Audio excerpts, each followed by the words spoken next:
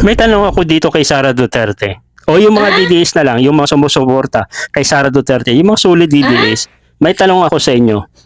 Bakit ayaw na ayaw ni Sara Duterte humarap sa mga hearing? Katulad nito. 'Di ba dapat ipagtatanggol niya yung kanyang sarili? Meron siyang 16 na abogado, kahit abogado hindi umatin.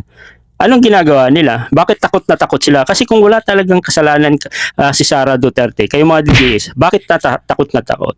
'Di ba napakatapang? Sabi nga niya, napakatapang daw tong Vice President. 'Di ba pinagmamalaki niyo?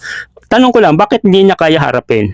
Maaring ayaw niya humarap, baka madulas, malaman yung yaman, 'di ba? Or hindi niya kaya sumagot kahit mapatagalog o English dahil baka yung dawi siya sumagot pang daycare, baka mas magaling pa nga yung daycare sa kanya magsalita eh.